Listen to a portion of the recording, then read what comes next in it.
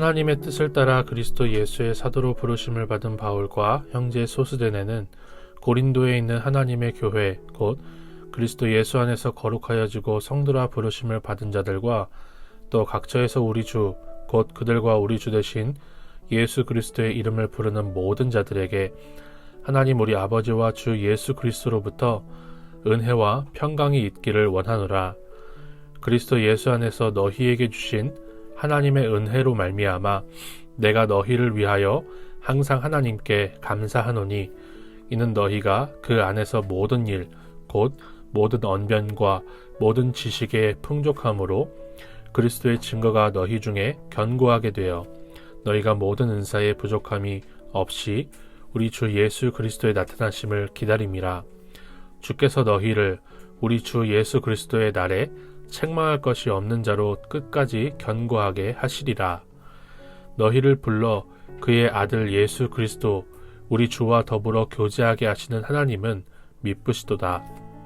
형제들아, 내가 우리 주 예수 그리스도의 이름으로 너희를 권하노니 모두가 같은 말을 하고 너희 가운데 분쟁이 없이 같은 마음과 같은 뜻으로 온전히 합하라.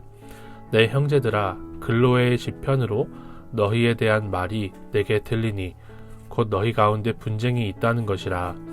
내가 이것을 말하거니와 너희가 각각 이르되 나는 바울에게, 나는 아볼로에게, 나는 게바에게, 나는 그리스도에게 속한 자라 한다는 것이니 그리스도께서 어찌 나뉘었느냐? 바울이 너희를 위하여 십자가에 못 박혔으며 바울의 이름으로 너희가 세례를 받았느냐? 나는 그리스도와 가이오 외에는 너희 중 아무에게도 내가 세례를 베풀지 아니한 것을 감사하노니 이는 아무도 나의 이름으로 세례를 받았다 말하지 못하게 하려 함이라. 내가 또한 스데바나 집사람에게 세례를 베풀었고 그 외에는 다른 누구에게 세례를 베풀었는지 알지 못하노라. 그리스도께서 나를 보내심은 세례를 베풀게 하려 하심이 아니요 오직 복음을 전하게 하려 하심이로되 말의 지혜로 하지 아니함은 그리스도의 십자가가 헛되지 않게 하려 함이라. 벌써 9월 첫날이 됐습니다. 오늘부터 9월 한 달 동안 그리고 10월 3일까지 우리는 고린도전서를 묵상하게 됩니다. 고린도전서는 사도 바울이 로마의 무역 중심지였던 고린도에 있는 교회들에게 보낸 편지인데요. 고린도 교회에는 파로 나뉘어 싸우는 문제가 생겼기 때문에 사도 바울이 성령의 감동하심으로 이 편지를 쓰고 있어요. 저는 오늘 본문의 말씀을 묵상하면서 문제 자체에 빠져서 허우적거리기보다 미쁘신 하나님을 바라보는 것이 문제 해결의 시작이라는 것을 생각해 볼 수 있었습니다. 사도 바울은 고린도 교회의 문제 때문에 이 편지를 기록하고 있지만 1절에서 9절에 이 긴 인사를 하면서 문제 자체에 대해서는 한마디도 기록하지 않고요. 오직 우리를 구원하신 미쁘신 하나님에 대한 찬양과 선포로 이 편지를 시작하는 것을 볼 수가 있습니다. 저는 이렇게 문제보다 문제를 해결하시는 하나님을 먼저 깊이 묵상하며 찬양하는 이 고린도전서를 보면서 우리도 우리 개인에게 찾아오는 문제나 교회 안에서 우리가 마주하는 관계의 문제를 해결하는 첫 단추가 미쁘신 주님을 바라보는 것이라고 묵상할 수가 있었어요. 저는 성격 자체가 문제가 생기면 그것에 깊이 빠져서 문제가 다 해결될 때까지 곱씹으면서 생각합니다. 그래서 이렇게 제가 문제를 깊이 묵상한다고 해서 문제가 해결되지 않더라고요.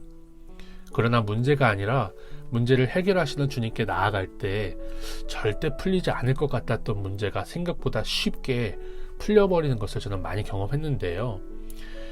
사도 바울이 고린도전서를 기록하면서 미쁘신 하나님을 찬양하며 선포하는 가운데 시작하는 것이 우리에게 분명한 지혜를 가리키는 말씀이라고 저는 그래서 생각을 해봤습니다.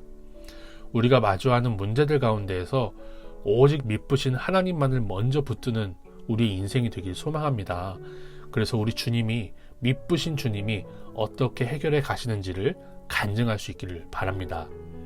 또 저는 내 편은 없어도 우리가 주님의 편에 서 있는 것만이 참된 복이라는 것을 생각해 볼 수 있었습니다. 12절에 보면요, 고린도 교회가 대단한 선생님들을 중심으로 갈라져서 서로 다투고 있다는 것을 볼 수가 있어요. 바울, 아볼로, 게바, 심지어 그리스도까지 고린도 교회는 자신의 생각에 대단해 보이는 선생님들을 중심으로 나누어져 있었는데요.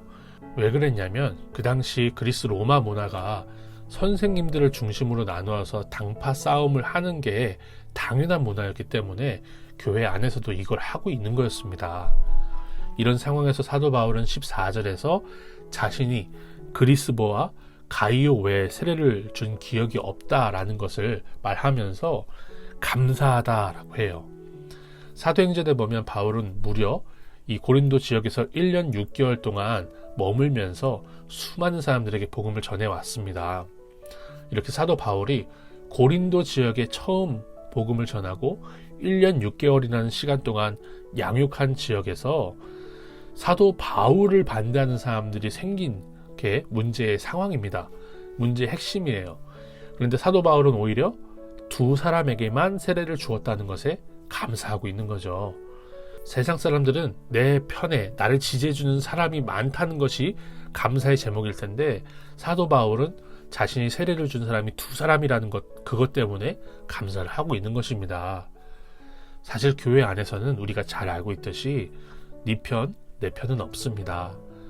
그래도 문제가 생겼을 때 저는 내 편을 들어주는 사람에게, 내가 하는 말을 지지해주는 사람에게 고마운 마음이 가더라고요. 그게 사실입니다. 목회자인 저도 교회 안에서 조금 더 마음이 가고 의지하고 싶은 사람들이 분명히 있어요. 그러나 내 편이 많은 것보다 우리가 그리스도의 편에 서 있는 것이 진짜 우리가 해야 될 감사의 제목입니다. 내 편은 없어도 내가 주님의 편에 서 있는 것이 참된 복이라고 고백할 수 있는 저와 우리 모든 교회들이 되기를 소망합니다. 하나님 아버지, 우리가 문제를 만날 때 문제 자체에 빠져서 허우적거리기보다 우리를 구원하신 미쁘신 하나님만을 바라보게 하옵소서.